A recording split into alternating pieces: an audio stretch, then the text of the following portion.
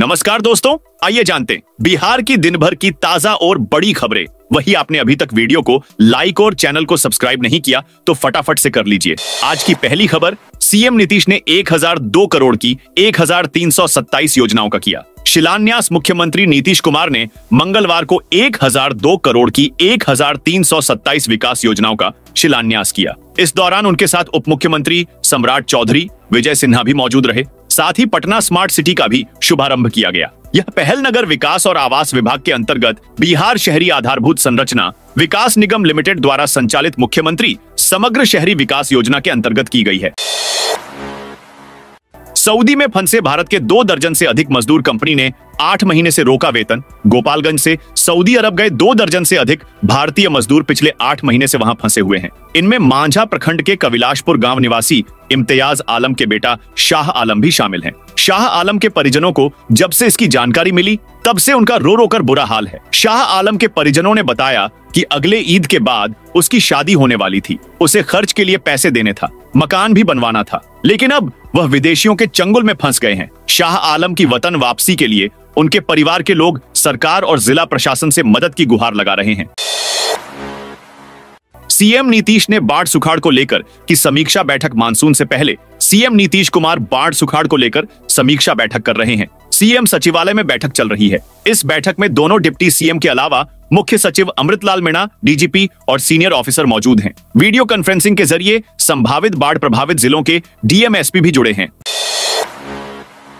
किशनगंज में DEMU train के guard break में लगी आग। किशनगंज कटिहार रेल डिवीजन के गायसल रेलवे स्टेशन पर मंगलवार सुबह एक डेमू पैसेंजर ट्रेन में आग लग गई। मिली जानकारी के अनुसार किशनगंज से आ रही ट्रेन के गार्ड ब्रेक में अचानक आग लग गई। स्टेशन पर मौजूद यात्रियों और रेल कर्मचारियों में हड़कंप मच गया। वहीं घटना में सभी यात्री सुरक्षित हैं। किसी के हताहत होने की कोई सूचना नहीं है।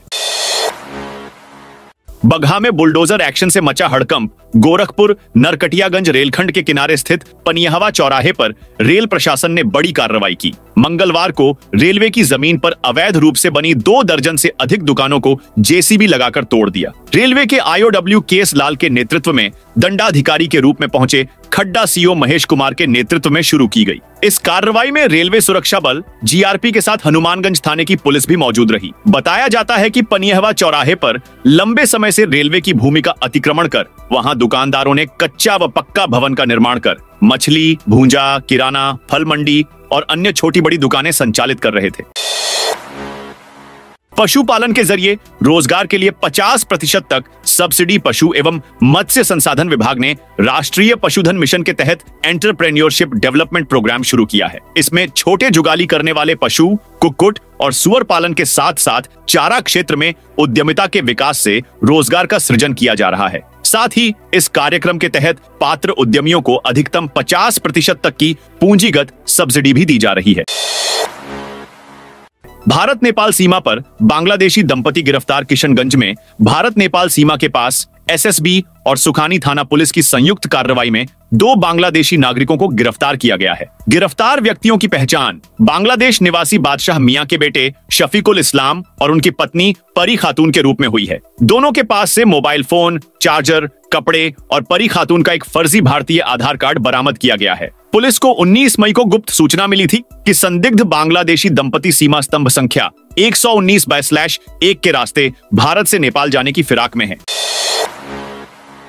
राजद ने गिरिराज सिंह को बताया। पाकिस्तानी केंद्रीय मंत्री गिरिराज सिंह ने राहुल गांधी के बिहार दौरे पर तीखा हमला बोला। उन्होंने सवाल उठाते हुए मंगलवार को कहा कि राहुल गांधी के डीएनए में न तो दलितों के प्रति प्रेम है और न ही पिछड़ों के लिए कोई संवेदना है। इस पर पलटवार करते हुए राजद राज्यसभा सांसद मनोज झा ने गिरिराज सिंह को पाकिस्तानी बताया। कहा कि हमारे बीच में अगर सबसे बड़ा कोई पाक परस्त है तो वो गिरिराज सिंह हैं। मनोज झा ने कहा क्योंकि पाकिस्तान एकांगी सोच है और गिरिराज सिंह की सोच भी एकांगी है। जिसकी सोच एकांकी है वो पाकिस्तानी है। बिहार के हर जिले में खुलेगा मॉडल बीएड कॉलेज। राज्य के हर जिले में एक सरकारी मॉडल बीएड कॉलेज की स्थापना होगी। इसके लिए शिक्षा विभाग द्वारा राष्ट्रीय अध्यापक शिक्षा परिषद के निर्देश के आलोक में प्रस्ताव तैयार किया गया है। इसके मुताबिक मॉडल बीएड कॉलेज में 120 सीटें होंगी। छात्र छात्राओं को आवासीय सुविधाएं मिलेंगी। साथ ही पहले से संचालित सरकारी बीएड कॉलेजों में अब बीएड के साथ साथ बीए, बीएसएससी और बीकॉम जैसे अन्य पाठ्यक्रम भी शुरू किए जाएंगे। गंडक नदी में 225 किलोमीटर तक सर्वे कराएगी नीतीश सरकार। बिहार में नीतीश सरकार गंडक नदी का विस्तृत सर्वे कराने जा रही है। इसके लिए जल संसाधन विभाग जल्द ही नई कार्य योजना तैयार करेगा। इसके तहत नेपाल की सीमा वाल्मीकि नगर से लेकर गंडक नदी के गंगा नदी में मिलने के स्थल सोनपुर के निकट तक का व्यापक सर्वे होगा। यह दूरी लगभग 225 किलोमीटर है। इस दौरान नदी का प्रवाह, नदी की मौजूदा स्थिति, तटबंध आदि सबका सर्वे किया जाएगा। इसके पहले 2020 में नदी का एक बार सर्वे किया गया था। बता दें कि पिछले साल गंडक नदी में आई भयंकर बाढ़ में 512 करोड़ रुपए डूब गए थे।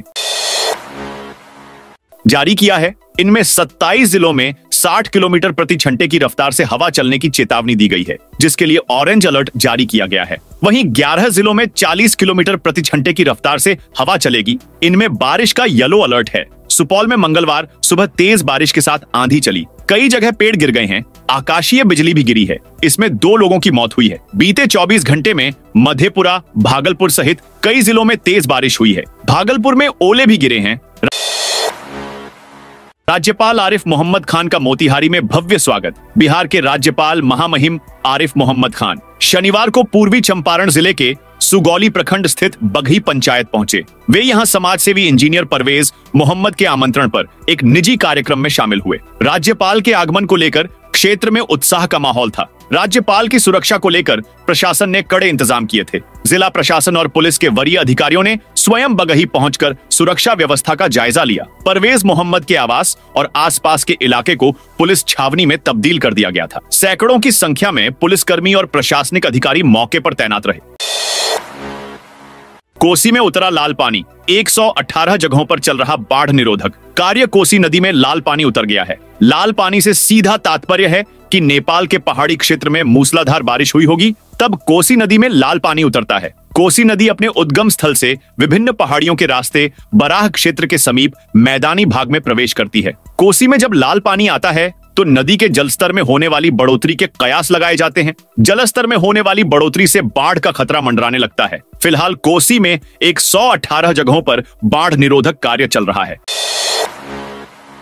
मुजफ्फरपुर में धीरेन्द्र शास्त्री की कथा, 70 सीसीटीवी से निगरानी। बागेश्वर धाम के पीठाधीश्वर आचार्य धीरेन्द्र कृष्ण शास्त्री पहली बार आज मुजफ्फरपुर आ रहे हैं। वे पताही के चौसिमा में 9 दिनों तक चलने वाले विष्णु महायज्ञ में शामिल होंगे। शाम 6 बजे धीरेन्द्र शास्त्री हनुमान कथा सुनाएंगे। इसमें करीब 60,000 श्रद्धालु शामिल होंगे। इसके लिए 700 फीट लंबा पंडाल बनाया गया है। धीरेन्द्र शास्त्री चार्टर्ड प्लेन से शाम 4 बजे दरभंगा उतरेंगे। वहां से सड़क मार्ग से पताही पहुंचेंगे। उनके साथ 100 गाड़ियों का काफिला दरभंगा एयरपोर्ट से ही बाबा की अगवानी करेगा।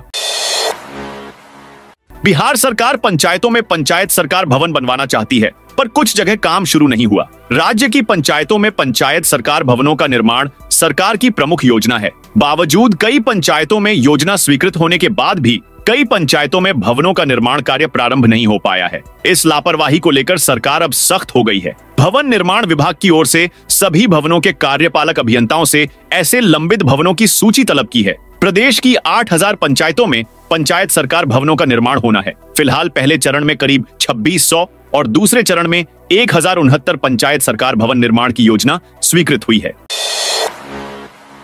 औरंगाबाद में पुलिस और नक्सलियों के बीच मुठभेड़। बिहार के औरंगाबाद जिले में मदनपुर थाना क्षेत्र के नक्सल प्रभावित अंजनवा पहाड़ पर रविवार अहले सुबह पुलिस और भाकपा माओवादी नक्सलियों के बीच मुठभेड़ हुई। दोनों ओर से कई चक्र गोलियां चली हैं। पुलिस के द्वारा 4 चक्र गोली चलने की पुष्टि की गई है। पुलिस के द्वारा की गई फायरिंग को देख नक्सली जंगल की ओर फरार हो गए। मुठभेड़ का नेतृत्व मदनपुर एसडीपीओ अमित कुमार कर रहे थे। इनके साथ मदनपुर थाना पुलिस और एसटीएफ के जवान शामिल रहे। राम मंदिर उड़ाने की धमकी देने वाले मकसूद अंसारी की अपनों से हो सकेगी बात। अयोध्या में भगवान श्री राम के मंदिर को बम से उड़ाने की धमकी देने मामले में अयोध्या जेल में बंद मकसूद अंसारी की अब घर वालों से बात हो सकेगी। वीडियो कॉन्फ्रेंसिंग के जरिए अब मकसूद के घर वालों, जिनमें उसकी मां बानो और भाई महमूद अंसारी के मोबाइल नंबर पर बात हो सकेगी। उत्तर प्रदेश की पुलिस ने भागलपुर के एसएसपी को 2 मोबाइल नंबर उपलब्ध कराते हुए उसके सत्यापन का अनुरोध किया था। एसएसपी हृदयकांत के निर्देश पर बरारी थाना अध्यक्ष बिट्टू कमल ने दोनों मोबाइल का सत्यापन कर उसकी रिपोर्ट अयोध्या की पुलिस को भेज दी है। अररिया में पुलिस की बड़ी कार्रवाई, 30 अपराधी गिरफ्तार। अररिया पुलिस ने एएसपी अंजनी कुमार के निर्देशन में अपराध नियंत्रण के लिए विशेष अभियान चलाया। पुलिस ने 30 अपराधियों को गिरफ्तार कर न्यायिक हिरासत में भेजा। इनमें एनडीपीएस एक्ट का 1, रंगदारी का 1 और शराब से जुड़े 3 अभियुक्त शामिल हैं। पुलिस ने 258 वारंट, 100 शामिल हैं, 3 इश्तेहार और 132 कुर्की का निष्पादन किया। वारंट और कुर्की के तहत 13 अन्य व्यक्तियों को हिरासत में लिया गया। अभियान में 7 ग्राम ब्राउन शुगर, 57 लीटर देशी शराब, 2 बाइक और 1 मोबाइल बरामद हुआ। वाहन जांच से 61,000 रुपए की शमन राशि वसूली गई। वंदे भारत को भागलपुर से सुबह चलाने की योजना अटकी। भागलपुर से वंदे भारत एक्सप्रेस के सुबह संचालन की तैयारी में बड़ी रुकावट आ गई है। ट्रेन के मेंटेनेंस के लिए बन रही नई वॉशिंग पिट लाइन अभी शुरू भी नहीं हुई है और उससे पहले ही उसमें लगी तकनीक ने जवाब दे दिया है। 7 माह पहले लगाए गए वाटर वाल्व खराब हो गए हैं, जिससे पूरी लाइन का सेट बदलना पड़ रहा है। करीब 35 वाल्व बदले जाएंगे और इस पर लगभग 20 लाख रुपए खर्च होने का अनुमान है। यह काम दिल्ली की कोणार्क एजेंसी कर रही है। नवादा में रेलवे स्टेशन को उड़ाने का आरोपी नक्सली अरेस्ट। नवादा पुलिस और एसटीएफ की संयुक्त टीम ने सोमवार को जहानाबाद जिले के कल्पा थाना क्षेत्र के धुरिया गांव से नक्सली लाल बाबू यादव को गिरफ्तार किया है। यह कार्रवाई नवादा एसपी अभिनव धीमान के निर्देश पर की गई। बता दें कि लाल बाबू यादव पर 3 नवंबर 2016 को निर्माणाधीन खरौंद रेलवे स्टेशन को उड़ाने का आरोप है। छपरा होकर चलेगी Delhi Darbhanga special train. Railway प्रशासन ने छपरा के यात्रियों के लिए विशेष ट्रेन सेवा की घोषणा की है। दिल्ली दरभंगा के बीच चलने वाली स्पेशल ट्रेन छपरा होकर जाएगी। यह ट्रेन दिल्ली से 19 मई से 10 जुलाई 2025 तक सोमवार और बृहस्पतिवार को चलेगी। दरभंगा से यह 20 मई से 11 जुलाई तक चलेगी। 2025 तक मंगलवार और शुक्रवार को रवाना होगी। ट्रेन कुल 16 फेरे लगाएगी। दिल्ली से ट्रेन सुबह 11 बजे रवाना होगी। यह अलीगढ़, कानपुर, लखनऊ और वाराणसी होते हुए अगले दिन सुबह 7:10 पर छपरा पहुंचेगी। नए नाम से देश विदेश में शहर की बढ़ेगी। लोकप्रियता बिहार कैबिनेट ने 17 मई को ऐतिहासिक फैसला लेते हुए धार्मिक नगरी गया का नाम बदलकर गयाजी कर दिया। ये सिर्फ एक नाम का बदलाव नहीं, बल्कि इस धार्मिक भूमि की आत्मा को नया सम्मान देने जैसा है। नाम बदल जाने के बाद ज्योतिष शास्त्र के जानकार ने इसके मायने बताए। उन्होंने अंक गणित के आधार पर गया और अब गयाजी नाम की समीक्षा की तो परिणाम बेहतर आया। राजभवन पहुंचने से पहले ही आशा कार्यकर्ताओं को रोका। पटना में मंगलवार को बड़ी संख्या में आशा कार्यकर्ता, आशा फैसिलिटेटर, ममता दीदियां, स्वास्थ्य वैक्सीनेटर और कुरियर कर्मी अपनी मांगों को लेकर सड़कों पर उतरी। सभी राजभवन मार्च करने के लिए पटना के गांधी मैदान में जुटी थीं, लेकिन गांधी मैदान में ही उन्हें पुलिस ने रोक दिया। आशा कार्यकर्ताओं का आशा कार्यकर्ताओं को रोकने के लिए पटना के सभी चौक चौराहा पर भारी पुलिस बल के तैनात की गई थी। इसके बाद आशा कार्यकर्ता वहां से लौट गए और कहा कि अभी हमें आश्वासन देकर रोक दिया गया है, लेकिन अगर हमारी मांगे पूरी नहीं हुई तो हम आने वाले समय में अनिश्चितकालीन हड़ताल पर जाएंगे और हमारा यह आंदोलन और भी उग्र होगा। मधुबनी में मिड डे मील चावल घोटाला। मधुबनी के कलुवाही प्रखंड में मिड डे मील चावल घोटाले का मामला सामने आया है। 3 स्कूलों के प्रधानाध्यापकों पर चावल में हेराफेरी का आरोप है। एफआईआर दर्ज होने के 2.5 महीने बाद भी कोई कार्रवाई नहीं की गई है। मामला 24 फरवरी 2025 का है। एसएफसी गोदाम खजौली से 3 स्कूलों के लिए चावल निकाला गया। पटना के पुनपुन में बनेगा सबसे बड़ा स्पोर्ट्स विलेज। पटना में बिहार का सबसे बड़ा स्पोर्ट्स विलेज पुनपुन इलाके में बनेगा। इसकी कुल अनुमानित भूमि 100 एकड़ होगी। इसके लिए पुनपुन में निजी जमीन का अधिग्रहण किया जाएगा। पहले चरण के लिए राशि भी स्वीकृत कर दी गई है। भवन निर्माण विभाग हर स्थान पर खेलों की आवश्यकता के अनुसार डिजाइन तैयार करेगा। इसके अलावा 7 अन्य बड़े शहर जैसे मुजफ्फरपुर, दरभंगा, पूर्णिया, सहरसा में भी स्पोर्ट्स विलेज बनेगा। वहीं सहरसा और पूर्णिया के लिए टेंडर जारी हो गया है। बिहार में नेपाल बॉर्डर पर फाइटर प्लेन उड़ने की चर्चा। ऑपरेशन सिंदूर के बाद से भारत नेपाल सीमा पर हाई अलर्ट की स्थिति है। इस बीच सोमवार को नेपाल सीमा के पास फाइटर जेट के उड़ने की चर्चा से लोगों में हड़कंप मच गया। सुरक्षा एजेंसियां और खुफिया विभाग सतर्क हो गए। हालांकि इस घटना की पुष्टि नहीं हो सकी है। भारतीय सीमा की सुरक्षा में तैनात सशस्त्र सीमा बल एसएसबी 56वीं बटालियन के सेना नायक सुरेंद्र विक्रम ने भारत की सीमा पर किसी भी तरह के लड़ाकू विमान के उड़ाने भरने से इनकार किया गया। उन्होंने कहा कि सभी सुरक्षा एजेंसियां सतर्क हैं नेपाल से आई खबरों के मुताबिक हरिहरपुर, ढलकेबर और महेंद्र नगर क्षेत्र में नेपाली सेना द्वारा सैन्य अभ्यास के दौरान फाइटर जेट और हेलीकॉप्टर उड़ाए गए हैं। नेपाल के धनुषा जिला पुलिस कार्यालय के सूचना अधिकारी संजीव यादव ने बताया कि यह नेपाली सेना का नियमित सैन्य अभ्यास है और इससे घबराने की कोई जरूरत नहीं है। ओलंपिक के लिए खिलाड़ी तैयार करेगा बिहार जल्द ही ओलंपिक स्तर के खिलाड़ी तैयार करेगा। इसके लिए 8 शहरों में खेल गांव का निर्माण जल्द होने वाला है। प्रमंडलीय मुख्यालयों में जमीन चिन्हित कर ली गई है। 2 प्रमंडल सहरसा और पूर्णिया में टेंडर जारी कर दिया गया है। यहां जल्द ही निर्माण शुरू होगा। लक्ष्य है कि इन दोनों जगहों पर खेल गांव का निर्माण 2025 अंत तक पूरा कर लिया जाएगा। मुजफ्फरपुर में इंजीनियरिंग कॉलेज की जमीन खेल गांव के लिए चिन्हित की गई है। भागलपुर में तिलका मांझी विश्वविद्यालय की जमीन चिन्हित की गई है। इन दोनों संस्थानों से भूमि हस्तांतरण को लेकर अनापत्ति प्रमाण पत्र लेने की प्रक्रिया चल रही है। एनओसी मिलते ही यहां खेल गांव निर्माण की कार्रवाई शुरू कर दी जाएगी।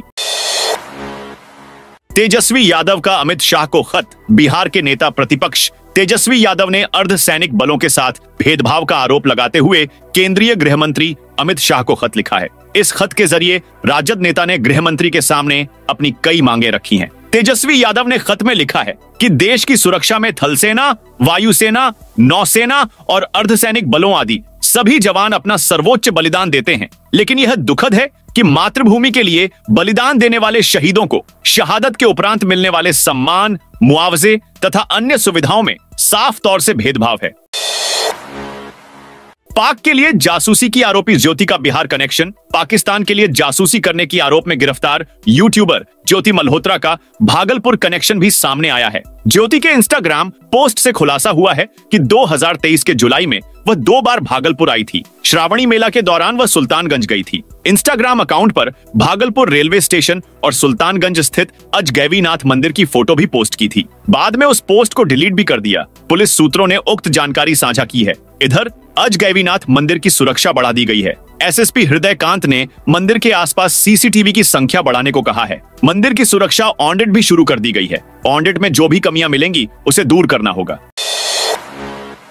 प्रशांत किशोर को लगा बड़ा झटका। वीआरएस लेकर जन सुराज पार्टी में शामिल होने वाले आनंद मिश्र ने पार्टी में मिले अपने पद से त्यागपत्र दे दिया है। उन्होंने बताया कि वह यहां काम करने के लिए आए थे, हाथी का दांत बनने के लिए नहीं। उन्होंने कहा कि उन्हें पद का लोभ नहीं है, क्योंकि वह जिस पद को छोड़कर जन सुराज में शामिल हुए उससे बड़ा पद यह नहीं है जिसका त्याग उन्होंने अभी किया है। उन्होंने अपनी आगे की रणनीति भी तय कर ली है। इस संबंध में आनंद मिश्रा ने बताया कि मैं युवा अध्यक्ष था और हमने पार्टी से यह रिक्वेस्ट किया कि मुझे इस पद से मुक्त कर दिया जाए। उन्होंने स्पष्ट रूप से यह कहा कि मैंने जन सुराज पार्टी को नहीं छोड़ा है, सिर्फ युवा अध्यक्ष पद का त्याग किया हूं। आगे आनंद मिश्रा ने कहा कि कारण को समझिए तो कुछ भी कारण नहीं या फिर बहुत कुछ बड़ा कारण भी है। बिहार अब हॉकी में इतिहास रचने की है। तैयारी खेलो। इंडिया यूथ गेम्स के बाद अब हॉकी में भी बिहार नया इतिहास रचने की तैयारी में है। राजगीर खेल परिसर में हॉकी के एस्ट्रोटर्फ ग्राउंड पर Asian men's hockey champions trophy के मुकाबले होंगे। इससे पहले 1 जून से 13 जून तक राजगीर में वीमेंस वर्ल्ड कप कबड्डी के मुकाबले होंगे। बिहार में दूसरी बार महिला कबड्डी का वर्ल्ड कप होने वाला है। अहमदाबाद में खेला जाएगा आईपीएल 2025 का फाइनल। आईपीएल 2025 का फाइनल मैच अहमदाबाद के नरेंद्र मोदी स्टेडियम में खेला जाएगा। इसी मैदान पर क्वालिफायर 2 भी खेला जाएगा। यह फैसला मंगलवार को बीसीसीआई की एक बैठक में लिया गया। बोर्ड ने बताया कि क्वालिफायर 1 और एलिमिनेटर मैच पंजाब के मुल्लानपुर स्टेडियम में खेला जाएगा। इतना ही नहीं, रॉयल चैलेंजर्स बेंगलुरु और सनराइजर्स हैदराबाद के बीच 23 मई को बेंगलुरु में होने वाले मैच को बारिश के कारण लखनऊ शिफ्ट कर दिया है। अफगानिस्तान भी रोकेगा पाकिस्तान का पानी। भारत के बाद अब अफगानिस्तान भी पाकिस्तान की ओर जाने वाले पानी के प्रवाह को रोकने के लिए डैम बनाने की तैयारी कर रहा है। तालिबान सरकार की आर्मी जनरल मुबीन ने कुनार नदी पर बन रहे डैम का निरीक्षण किया। बलूच नेता मीर यार बलूच ने सोमवार को जनरल मुबीन के दौरे का वीडियो सोशल मीडिया पर शेयर किया। जनरल मुबीन ने तालिबान सरकार से इस डैम को बनाने के लिए धन जुटाने की अपील की। उन्होंने कहा, यह पानी हमारा खून है और हम अपने खून को अपनी नसों से नहीं बहने दे सकते। हमें अपने पानी को रोकना होगा। इससे हमारी बिजली की जरूरतें पूरी होंगी और हम अपनी खेती में इस्तेमाल करके पैदावार बढ़ाएंगे। साथियों, ये थी बिहार की दिन भर की ताजा और बड़ी खबरें। आपने अभी तक बिहार समाचार चैनल को सब्सक्राइब नहीं किया तो फटाफट से कर लीजिए, ताकि बिहार की खबरें सबसे पहले आपको मिले।